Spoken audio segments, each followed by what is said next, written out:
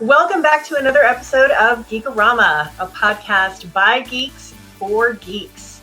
We are produced by superherofiction.com, where real fans hit subscribe. We are your hosts. I'm Jeremy Flagg, author of the Children of Nostradamus universe. And I am T.L. Heinrich, author of the Vigilantes universe. So this week we decided we're actually going to talk a little bit about our own writing. I think it's actually a little bit weird that we haven't. We're 4 months in and we really haven't talked about what we do. So no, we haven't. But we have a bunch of new things that are happening in our respective universes. So we're going to talk a little bit about that and how it pertains to the superhero at large. Mm-hmm. So strap in. We're going to talk a little bit about writing and a little bit about creating universes and how we are expanding them. We're blowing it up in a good way, I hope. So what do we have for some pop trivia this week? Well, rounding out July, I thought we would do just a kind of a superhero with some campy goodness. In this month, July 1971, Swamp Thing premiered. He's a humanoid plant elemental creature. He was created by writer Len Wein and artist Bernie Wrightson. He's had several humanoid or monster incarnations in various different storylines. The character first appeared in House of Secrets, number 92, in a standalone horror story set in the early 20th century. The character returned in a solo series set in the contemporary world and in the general DC continuity. I've honestly never really read a DC comic where he was involved at all, so I'm not really sure how they did that, but why not? The character is a swamp monster that resembles an anthropomorphic mound of vegetable matter, in case anybody doesn't know really who Swamp Thing is.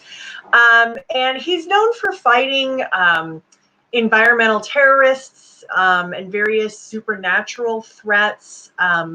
There was a Swamp Thing television series that first aired on the USA Network from 1990 to 1993 with Dick Durock reprising the role of Swamp Thing from the movie adaptation.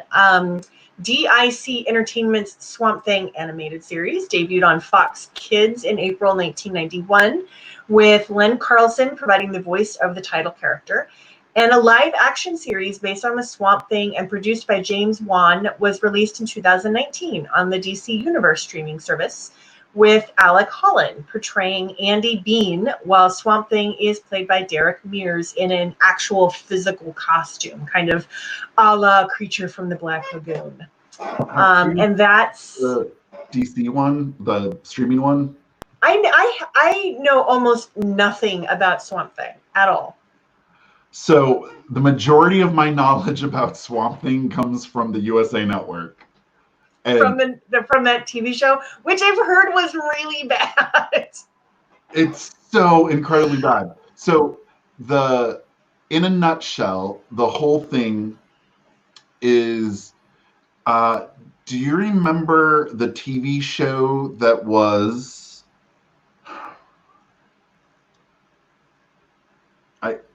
Beauty and the Beast? With Linda Hamilton? Yes. Okay, yeah. It's that, but with a thing from the swamp. Okay. Exact same, like, I want to be with him, but can I make love to vegetable matter? I'm not kidding. Oh my God. It was so over the top. But if you think about, like, this is in the era of, like, Howard the Duck. Which I have never understood the appeal of at all. I'm going to be honest. And I love that Marvel has Man-Thing. Oh my God, they do. It's just a direct ripoff of Swamp Thing. But what I always found fascinating is that horror people seem to really gravitate towards Swamp Thing. I'm assuming that means that in the actual, I've never read Swamp Thing as a standalone comic. I've only ever seen him in Dark Justice League type pop-ups. Okay. So he definitely has like a mysticalness quality to him. But I just always found it fascinating that people were like so like on board with this, and I'm like, yeah, it's Tales from the Vegetable Garden. Well, and he's always struck me as a Creature from the Black Lagoon character, honestly. Yeah. And with classic horror movie fans, that is like one of that was the height of Universal's monster movie making, Basically, art. Captain Planet's ugly stepbrother. Yes. Or it's what happened to Captain Planet. It's what happened to him. We're actually seeing into Captain Planet's future. It all makes so much more sense right now. Oh my God. See, I just made Swamp Thing much more interesting. We need to go write Swamp Thing fanfic. No, we need to write Swamp Thing Captain Planet /fic. How much do you want to bet? Like, whoever's listening to this that is on Archive of Our Own, please go see if you can find it, because I would almost bet somebody has written this. Bear with me just a moment. Remy, for those of you that can't see, Remy is Googling Captain Planet Swamp Thing /fic. Oh my God. There is an internet fight of who would win. You're kidding. Oh my God. Archives of Our Own for the win. Yes. Honestly, you can find any kind of fanfic on Archive of Our Own. Seriously, it's there. And if you are looking for artwork on Redbubble, you can find Captain Planet Swamp Thing artwork. No way. Yep. I am glad to say that the internet did not disappoint today. Okay, I think I'm going to have to read this fanfic and then report back next week, because I have to know what this says. I just have to. I feel like their fight is going to start over something like, is it a fruit or a vegetable? Oh my God. And all the sexual innuendo can only be plant-based. My, what a nice eggplant you have there. Oh my God. I would buy that book pretty quick. I want that on a t-shirt. This is what I want. I want Captain Planet and Swamp Thing grocery shopping. But only in the meat section. I'm trying to think. Yeah. Okay. Yeah. Or they're trying to set the vegetables free. And this is how you derail a podcast. It is. Okay, so what are you geeking out about right now? Well, it was going to be the old, the Old Kingdom, but or the Last Kingdom on Netflix, but now I'm kind of geeking out about Captain Planet Swamp Thing /fic. By the way, there is a live action fan made movie on YouTube that you can go watch. You're lying. No way. Bad. Oh God. I know what I'm doing with my Tuesday night. So The Last Kingdom on Netflix is a show that our good friend Todd Downing, for those of you who are enjoying our new commercials, that's Todd Downing doing the voiceover for it. He's amazing. Thank you, Todd. He loves all things Norse and Viking and that kind of thing. And so he was really praising to the skies The Last Kingdom on Netflix. And so Dan, my husband, was like, I think I'm going to try it. And I really wasn't that into it at first. I was like, okay, yeah, we get it. Life was terrible. People died. Horrible bloody wars. Okay, fine. But the more Dan watched it, the more I was like, I can't look away. And it's not that it's bad. It's incredible production design. The show is set during the Viking Dane incursions into England. during the reign of King Alfred. So we're talking like 800s here, like very early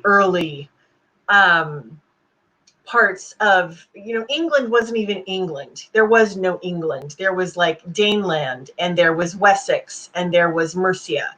That's what you had. You didn't have England yet. And so it follows this character named Uhtred, who is a Saxon who's raised as a Dane, and it's very soap opera-y. I'm just gonna say it's such a Viking soap opera with lots of blood and dismemberment, very epic battle scenes. But this kid, he's taken and sold into slavery, but the family that he's sold to, they start to really love him, and so they kind of adopt him as a son. So he's raised as a Dane. And this is an issue during a time when Danes or Vikings were raiding and pillaging, and they were trying to get land. It wasn't like they were sailing in and then sailing back out anymore. They were really trying to establish townships and colonies and things like that. But they're a warrior-based culture, and if you don't die on the battlefield, you don't have a warrior's death, you don't necessarily go to Valhalla. So even though they're getting all this land, they're wanting more. And so there's all these raids and wars happening, and Uhtred, he's in service now to King Alfred, who's a Saxon, but he's raised as a Dane. So he's kind of this person of two very conflicting worlds, and he is moving in both of those worlds, and he's trying to make a life for himself, and he's trying to get his land back from his uncle, who took it when he became a slave.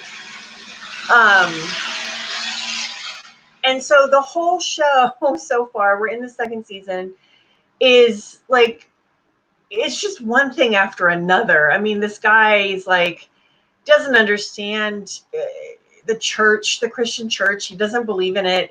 He's believes in the Viking gods. He believes in Valhalla, but King Alfred's a Christian king. And so, when Uhtred marches into church during prayers and draws his sword to prove that he killed the big bad Danish chieftain, well, this Christian king really has an issue with that. So he gets in trouble.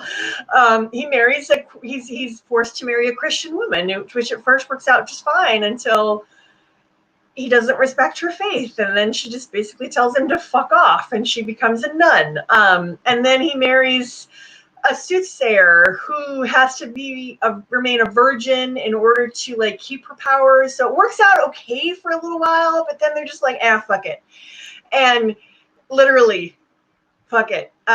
And she loses her powers, and then she gets beheaded on the battlefield because Uhtred can't be happy. I told you, it's so soapy. So then he deflowers a neighboring king's daughter, or not daughter, but a sister. And the king gets pissed and sells him into slavery again. And when he makes his way back, he basically rescues her from a marriage she doesn't want, and then proceeds to marry her and have a family with her. And that's where we're at now. But I'm like, how long is this one going to last? This is wife number 3. It's kind of like Arrow. At the end of every season, how do you wind up back on that island? Exactly.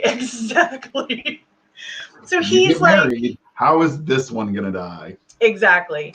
But it's been really fascinating. This is a portion of history we don't have a lot of really solid evidence for. King Alfred's daughter, I think her name is Ethelfred, or that might be her husband's name. And they all, first of all the names sound alike. I'm not even kidding you. There's 5 Uhtred's, and Uhtred is the main character. I was like, can we just not do that, please? There's also a pair of Viking brothers called Siegfried and Eric, and all I can think of is Siegfried and Roy. Seriously. The thing is, one is blonde and one is dark-haired. And I was like, okay, so they visually are setting us up to think about that as well. It's just, so the names are crazy. But anyway, Alfred's daughter actually becomes the first person to really unite Mercia and Wessex into what would become more of the English Empire. And so she's considered like one of the most significant English monarchs because she actually accomplishes what so many men before her were unable to. And so, but what we're seeing is like her father's kingdom, and we just are in, this season we're introduced to her marriage to a real jackass and what's going on there. But it's all seen through Uhtred's eyes. It's very entertaining, but you're just gonna have to go with some stuff. That's all I'm gonna say. That sounds kind of like Vanderpump Rules Norse Edition. Yes, and it's now I want to hear what you're geeking out about, which I think we probably just did. Oh God, no, we're not talking about that. I've been watching a lot of really trashy TV as I've been trying to de-stress my brain. And so I have finished all of the Real Housewives because nothing's being made right now. And so I was like, screw it, let's do a spin-off of one of the worst franchises. Now I'm watching Vanderpump Rules. So basically I'm learning that all people are horrible and my life is pretty good. Even in the middle of a pandemic. Yeah. I would rather catch COVID than deal with those people. Dear God. No, so I love horror movies. I love good horror movies, campy horror movies, bloody, thriller, whatever. I'm super flexible when it comes to my horror. But this weekend, I went and hung out with some friends, and we decided that we were going to have a beach theme horror. And I thought, we're going to watch like Jason or something. No, the underlying theme is rental property. So okay. It's just about as bad as it gets. The first one we watched is called The Beach House, which is about a young couple who wind up at their the boy's dad's beach house. Their relationship is a little bit rocky, so they're going to go there for a little time just to reconnect, and come to find out their father has also allowed they didn't ask permission, and so there's already another couple there. Oh, whoops. And so they decide, like, okay, it's big enough, we can coexist together, and everything seems peachy keen, except this extremely smart young girl who seems to know a whole lot about interstellar biology, because she goes to Yale, because they all know about that there. All of them. It's a prereq. They go through a long explanation about what she wants to research, because, hint, it's gonna happen in the movie. And I'm not even kidding. It was. Oh my God. It's so bad. And so ultimately what it is it's a beach house meets alien invasion of the body snatchers. Okay. Oh, and the mist, because we can't not have the mist in there. There's a fog the whole time that apparently kills people. And it was so poorly that I'm pretty convinced I heard the actress say, "Fire me." And because it needed to be edgy, it has like all the color filters and super grainy, and like there's a whole long explanation of pop brownies in there because they're trying to be daring. It was so bad. Oh my God. The only thing in it that even was semi-horror-ish was she steps on something on the beach and then complains about it for the next 15 minutes as she drags herself up 10 flights of stairs. And because she can't hop on one foot apparently, because she goes to Yale, so we all know that. Yeah. But there's this worm-like thing trying to crawl inside her foot that she pulls out with grill tongs. Ew. Yeah, it was definitely gross, but that was the highlight of the movie. Oh, and slowly everyone gets peeled open and this weird alien thing comes out of them. End of movie. Sorry. Oh my God. Go watch it. So the next one is actually the one that creeps people out, because it's Dave Franco, it's his directorial debut, and Dave Franco is the husband of Alison Brie from the lead actress from Glow. And I love her, so sure, let's do this. Yeah. And so the movie essentially is two couples decide to go to rent this really nice Airbnb place overlooking a cliff with beaches below, and it's amazing. And it's Alison Brie, her boyfriend or her husband's brother, and the brother's girlfriend, who her husband works with. So they're all very interconnected. Is Dave Franco acting in it as well? No, he is not. I don't think that might have been Dave Franco. I don't actually know. So the girlfriend is Muslim, and she tried to rent the place but got shot down right away. A white dude tries to rent it and gets it.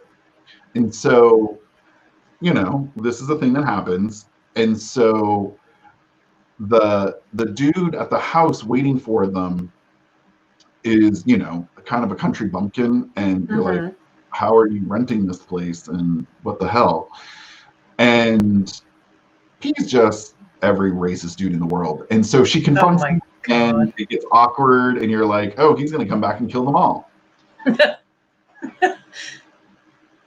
That's what you think the plot will be. And so what you do on the first night of renting a majestic Airbnb, y'all decide to do some Molly. You grown-ass people tripping balls, and the husband winds up hooking up with the brother's girlfriend. Oops. Because you're in a majestic Airbnb, and apparently that's safe zone, and sure, why not? Yeah. But what they don't know is there was a video camera in the shower head. Dun, dun, dun. So what they actually find out is the whole place has been wired. Oh, shit. They discover this after they had sex in the shower. So they can't go to the cops because they got caught in the shower and they don't want everyone to know. And so it kind of turns into a little bit of a cover-up, and you're like, wow, the only other dude in this plot is the groundskeeper, who is going to come kill them all. Is his name Willie? Please tell me his name's Willie. I mean, it could have been Willie. But what you realize is the girlfriend kind of calls out the groundskeeper as being a racist and thinks that he's the one recording her, and she goes into the shower and points it out, and they get into a heated argument because he's like, I didn't do that. Then the boyfriend shows up, beats the crap out of him, and he's unconscious in the tub. And while they're trying to figure out what the hell they're going to do, somebody shows up and kills the dude. The groundskeeper? Yeah. Oh. Plot twist. It's not the only other person in the plot. Oh my God. And so what you find out is happening is they decide to dispose of the body because that's what you do at an Airbnb. It is. And as they are trying to dispose of the body, Alison Brie is like, I can't handle this. And then she finds out her husband banged his coworker, and she tries to go away. She crashes the car, gets her head impaled with a hammer. Husband shows up, impaled with a hammer. Everyone just winds up horrible deaths from here on out. Who's doing it? End of book. You don't know who's doing the killing? It's never revealed? No. But so it ends and you're like, who the hell did this? And then it goes into the post-credit scenes, and the credits are showing up like old VHS analog text. Okay. And what you're watching is the killer. He's renting a new Airbnb. He makes a copy of the key, wires it, and then when he's done renting it, he leaves. And when new renters come in, he videotapes them. I'm not quite sure why. And occasionally he kills them. And you realize, oh my God, you realize everything your mother ever told you about the internet is true.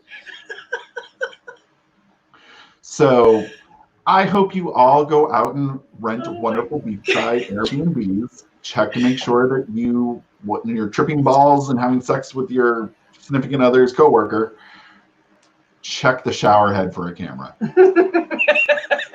Which is funny because all the time on Facebook, I get ads for things to detect infrared signals in, like, when you're renting a place. Are you serious? Yeah.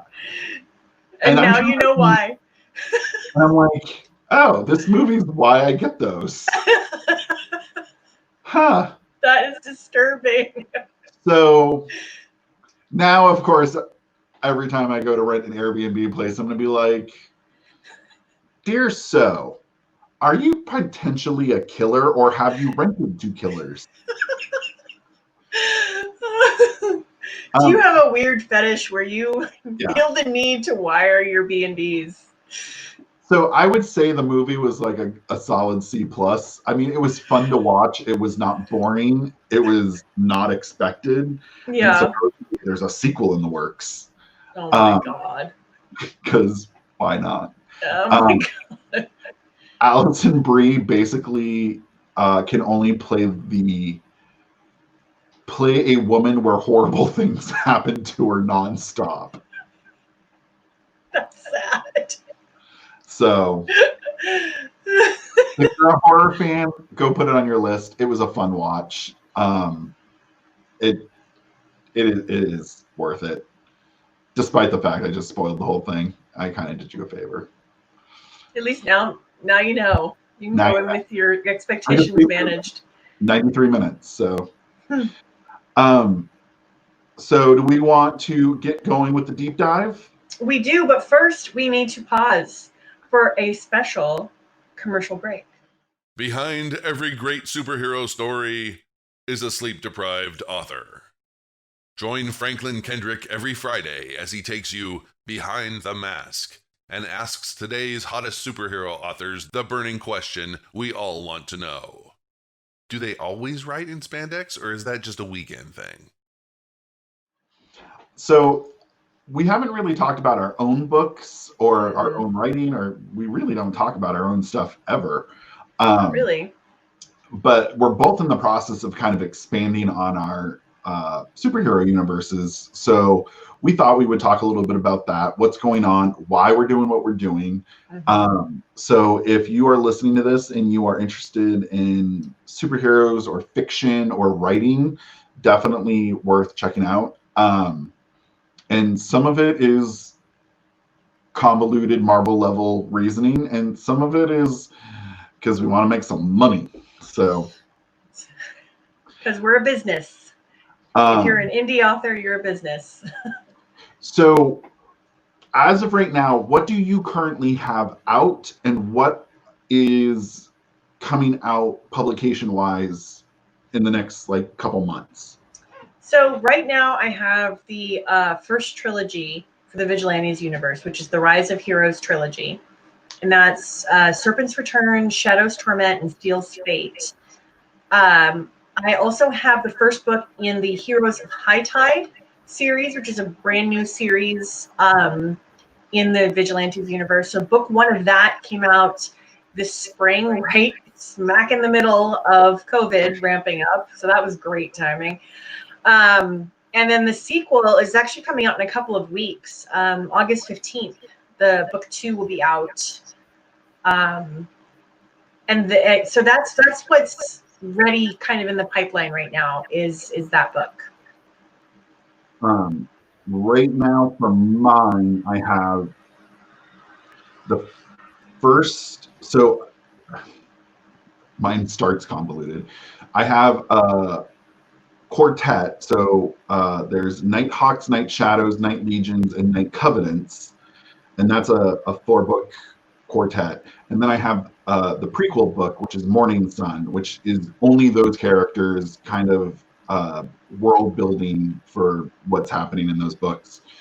And coming out in September, October, and November will be the prequel series with a character that shows up in my first book and promptly dies. It's her story leading up to basically the dawning of superheroes, and that is awaken the daughter, anoint the daughter, and ascend the daughter. And those are great titles. Took me forever to find good A words. And that is being called the dawning of superheroes. Because there's no superheroes in it yet, but she is the precursor to them. And then writing wise, I am about halfway through book 1 of the Madison Walker Journal, which takes place 400 years into the future. So same universe, just chronologically displaced by 400 years. And that should be the first book of 3, I think.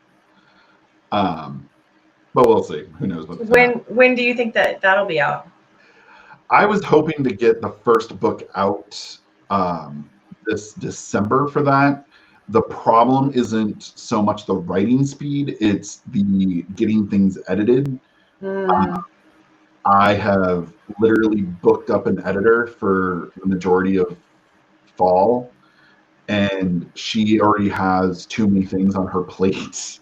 Oh no. December and January. So I might have to find another editor, but I don't like change, and I don't like relearning people. I know. Well, and it's also just a pain in the ass to find someone that you like. I know they'll do good work. I know they won't price gouge me. I hate that entire process of finding my independent contractors. I hate it. And so right now I have a sneaky suspicion that what's going to happen is book 1 of that's going to come out early, like January, February. But at the same time, I'm going to try and release a romance series at the same time that I haven't even started. So God only knows what's going to happen. Well, I have the titles for them, and they're awesome. So. They are awesome. Well, so that kind of segues nicely for superhero fiction. So we have an author group attached to the superherofiction.com website. And we are actually putting together a superhero romance anthology for February. So we're getting a lot of short stories from authors. They're trickling in. Hopefully there'll be more of a deluge soon, because we're coming up against the cutoff date. We almost have enough for it. Oh, do we really? Oh, yeah. Nice. And we're getting, I know, 2 more who will be getting them to us soon. So good. Which will round out. So that's great. I'm excited about it. I mean, it's going to be our first anthology as a group. And that is really exciting. And you and I had planned that anthology would kind of launch our romance series. And so if you haven't, one of the reasons why superhero fiction came into existence was because Amazon has a superhero category. And if you look at it, it's tiered under ebooks, science fiction, fantasy, superheroes. So the only books that are in it that place in the top 100 are superhero romance. Otherwise, it's all urban fantasy and complete and utter BS of whatever, that they do not pass the Flagg Heinrich test. So, they do not. So we started thinking, well, if those are how you place in the category, if that's where the money is. Well, and the audience. I mean, that was a large part of our decision to. Well, I'm actually pivoting my universe. Like you're going to do a series within your universe. I'm kind of pivoting my whole universe kind of over to a more romantic focus. And part of that for me isn't just the money, although that is going to be nice, hopefully. It's that I like writing more romantic stories. And I had this realization as you were making me like really buckle down and figure out what kind of author am I, which is the hated question of all authors. I realized I had really cut off the more romance side of my storytelling because I was trying to appeal to a broad range of superhero readers. And I'm just going to say it, guys. I was trying to get the guy readership, and I did, but I ended up cutting off a part of my creativity that I really love. And so I've made the decision now to really pivot the universe more toward and focus more on the romantic aspects of these stories. Not, I mean, I am going to have a romance first series definitely next year, but even my Heroes of High Tide, I'm really going to be focusing more on those romantic relationships. I plan to have a series, hopefully, fingers crossed, maybe come out the end of next year, called the Omega Society, which is going to be more of a paranormal romance superhero type of series where it's like Warehouse 13 meets superheroes. So it's going to have a lot of paranormal stuff, but supers. And so I'm really trying to, move the universe in that direction. And I'm really excited about it. I think it's going to be great. I'm just writing a straight up smut. So So are you going for are you going to go for erotica? So my goal is so the main difference between romance and erotica is in erotica, sex is for sex sake or sex is for sexy sake, not necessarily, it doesn't necessarily need to be part of the plot, but it is titillation first, plot second. And romance is more plot forward with relationship second and then sexy time third. So I would like to push the boundary between romance and erotica. I don't want to write straight up smut just because I would get bored. I mean, it would be like watching the same 5 minutes of porn over and over again. So I definitely think it would be way more interesting to kind of let sexy time go in there, but definitely I've got a plot that I want to have happen. Yeah. And what I'm actually struggling with is to keep the relationships of the characters. I can nuke all of New England in like 2 pages and not bat an eye. I killed all New Yorkers in 1 chapter. Don't care. Getting 2 people to stay together is not my forte. Yeah. Brutally killing one of them is. And I've heard that romance readers don't really like that. They don't. They'll kill you. They will hunt you down. So that is a little bit of, you can't rely on horrible things. And I write in a dystopian universe, so I almost have to kind of look at it as being a bright spot where good things do happen. Yeah. And then my series that I'm working on right now that takes place 400 years in the future is where it all goes to shit again. So don't worry. Well, you give them a breather. Yeah, the romance series is a breather.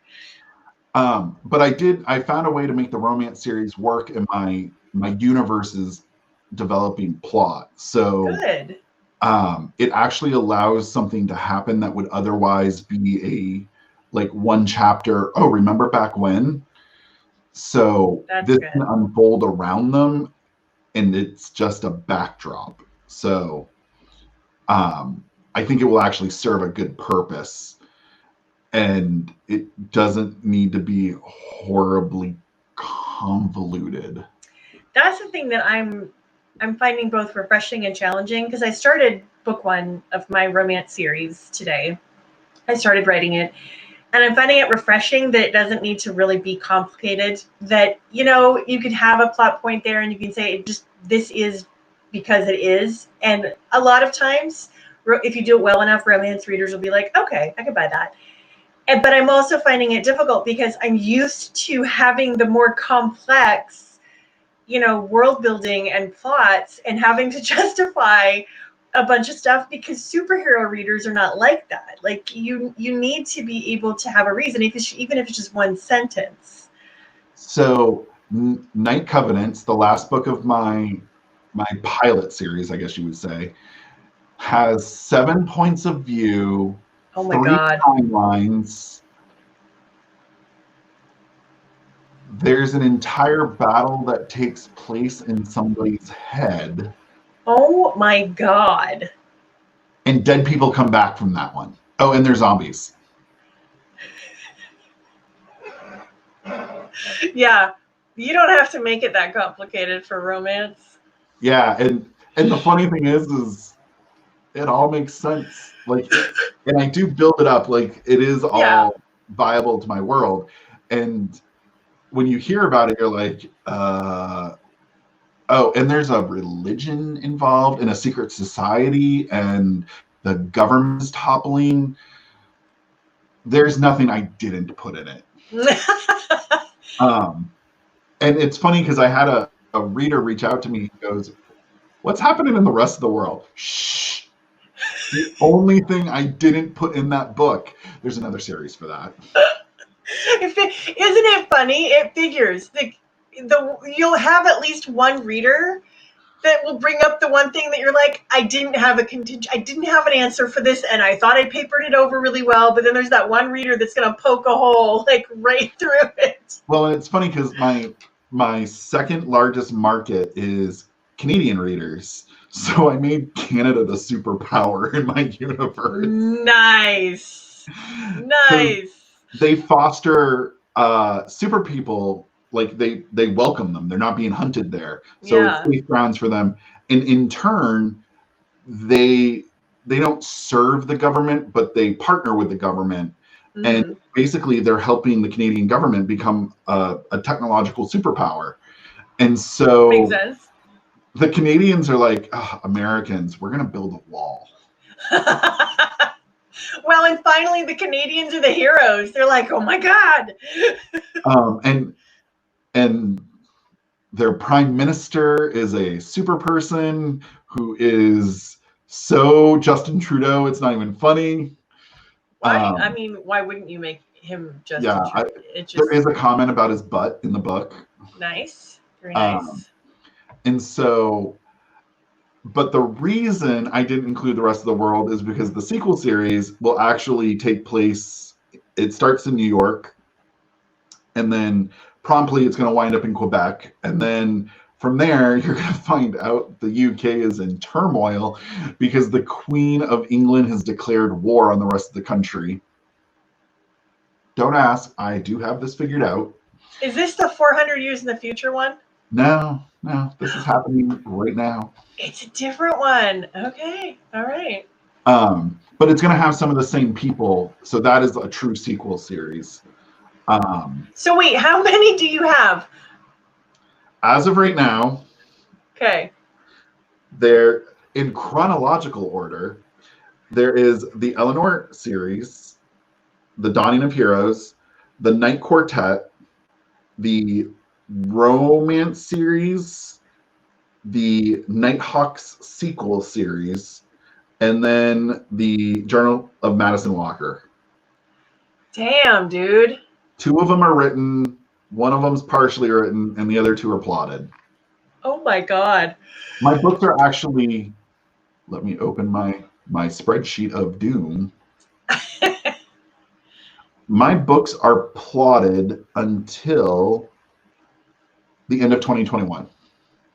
I'm impressed. I've got the Rise of Heroes trilogy.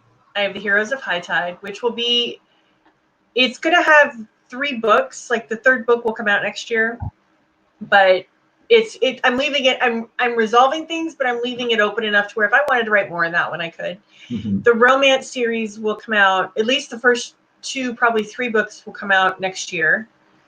And then the Omega Society, it just depends on how quickly I can produce the romance books, but I would really love to have the first book in the Omega Society out at the end of next year or the beginning of 2022. And then I have another one that's an idea of like basically a character I introduced in the first book of Heroes of High Tide. She's a spy, so she goes kind of rogue, and she ends up working with these a bunch of women Some of them are super powered, some of them are not, and they're basically like bounty hunters. They go around capturing people because they just wanted to. So right now I have 16 books plotted. Jeez. Total. And so, but you have the prequel trilogy done. Yeah. So as of right now, I have, of the 16 books, I have 8 books done. So I'm half done with what I've got plotted.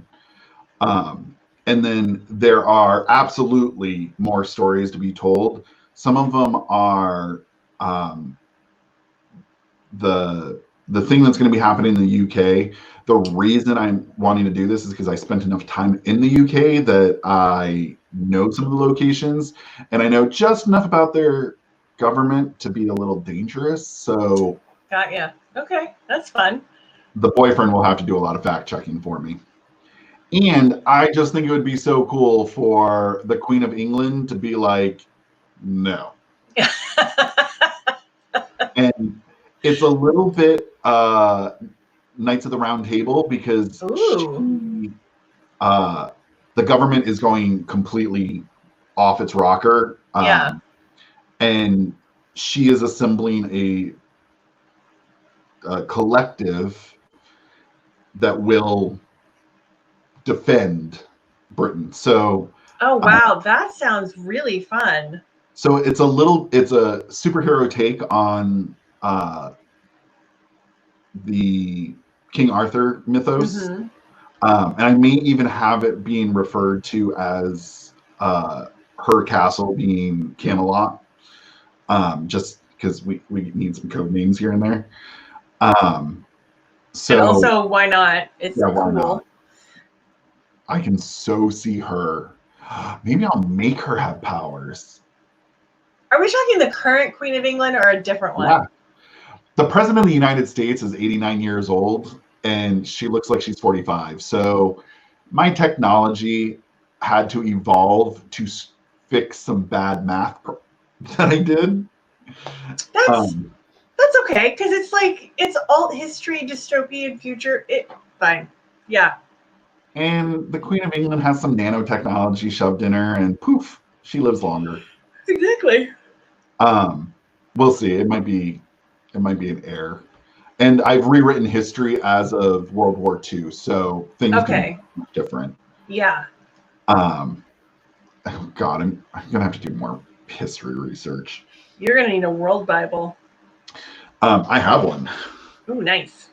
And so the way I'm doing it right now is I've also split things up by genre. So Nighthawks is very much action adventure. Mm-hmm.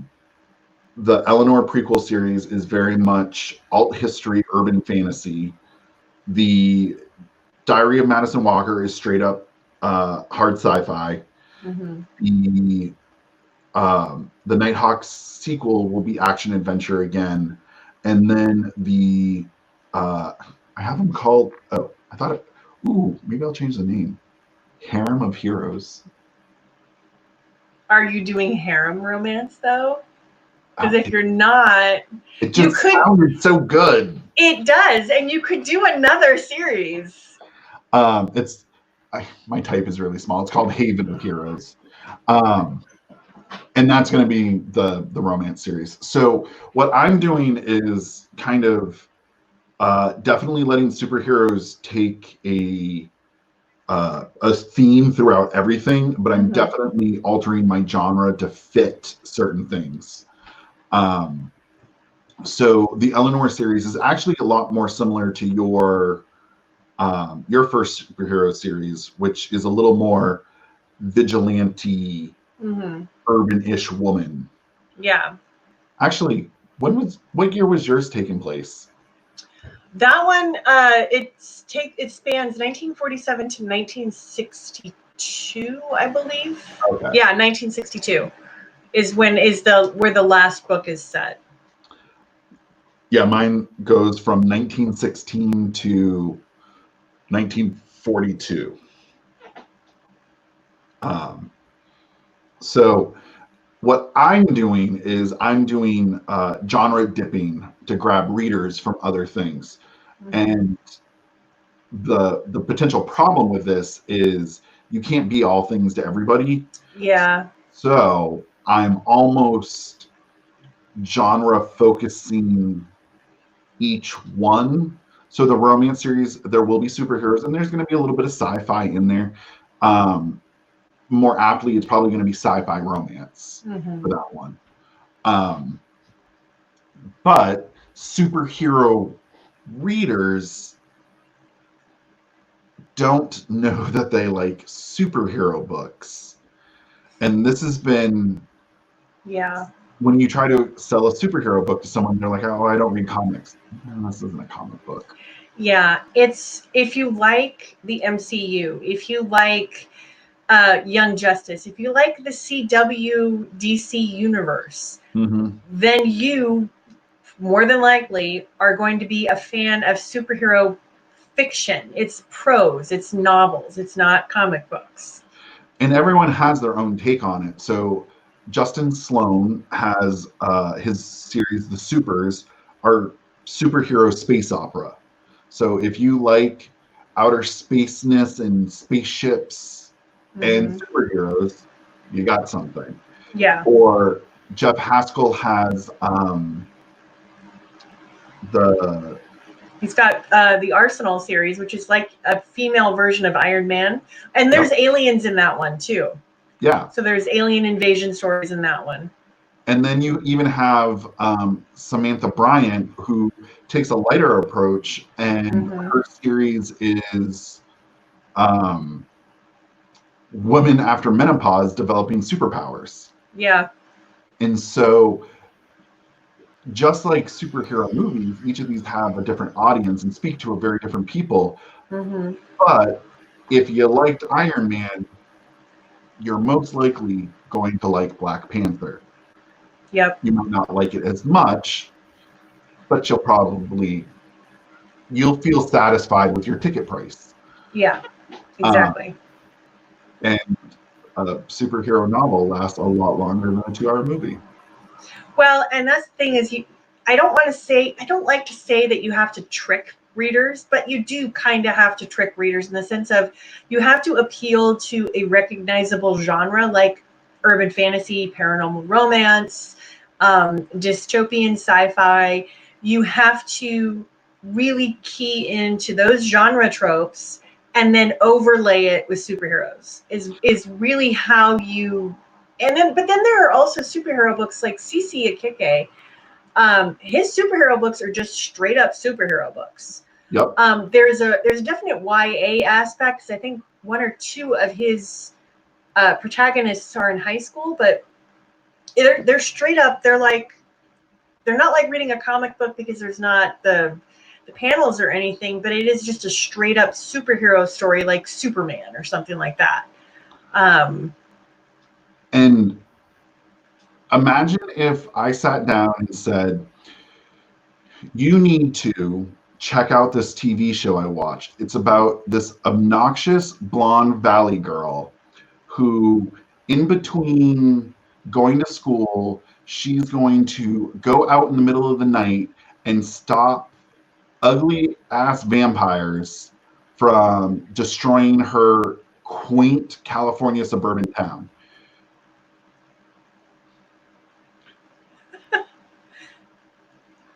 Did I just describe Buffy? Yes. Did I sell it on the romance, the brooding angst that comes with it, the witty, funny moments?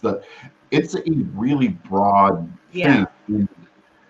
It's a buddy. It's got a buddy aspect to it.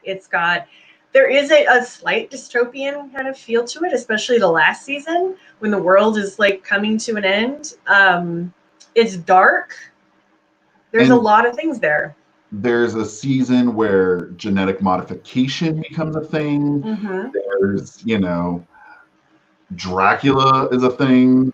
Like, there's different flavors throughout all of it. And, there's lesbian witches. Maybe you like magic. Well, there's enough of it in there to keep you interested. Maybe you like shifter romance. Well, what do you know? We got that too. What if you like falling in love with a bad boy? Oh yeah, don't worry. We've shipped that in all over the place. And so that's other genres do it too, honestly. And you can even see this in Marvel's MCU. Doctor Strange is always the perfect example for this. Mm-hmm. Doctor Strange and Iron Man should not coexist. No, they should not. Yet they do. And they do, and we accept it. Yeah. And so that's kind of what you have to kind of slide it into a reader and let them know, like, hey, there, even if you don't like the superhero aspect, there are other things that you will enjoy. Yeah. So like my mother, for instance, is not a sci-fi fan, yet she is devouring Stargate right now. Why? Because she likes military procedurals, and the first few seasons follow a pattern. Exactly.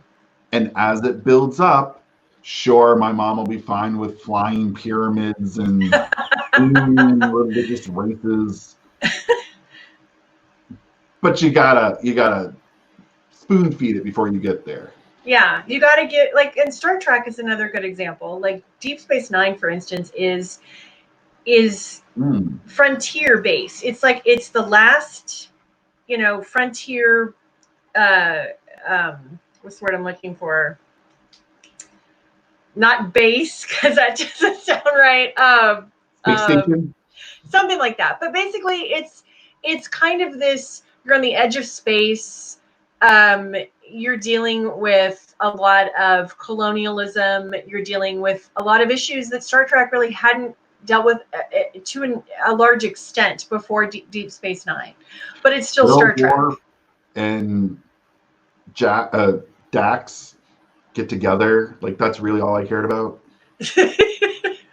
Well, and that's it. Star Trek also has romance. There's romantic aspects to it.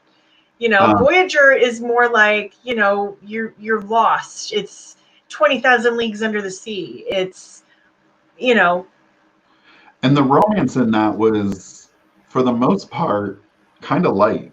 Yeah. There was a little a romantic tension, but it didn't really delve into it too much in depth. No.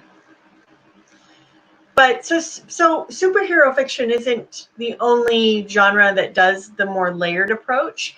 But I think for the most part, like, CC is a great example of somebody that's just straight up superheroes, and he does very, very well. He has really honed in on his audience for that. But then you do have somebody like Jeff Haskell, who's honed in on the ones that are more like, I like Iron Man, but I also like some alien invasion stories and time travel, and the more of like the recognizable science fiction tropes with a superhero attached to it. And so that is kind of how I'm approaching it, is at least for the beginning series, I'm casting a wide net to see what I catch. And I might find that, oh God, this romance series outperforms everything. Well, okay. I'm not a writer who's like, I will only write dragons and nothing else. Yeah. I can find a story that I like in any genre. I've been thinking something similar too. Like, Dan asked me, what are you going to do if the romance really takes off? And he's like, are you going to stop writing superheroes? And I'm like, no, I will probably, like, and I'm not really too concerned about this, since I am pivoting the whole universe more romance. I think it's going to be fine.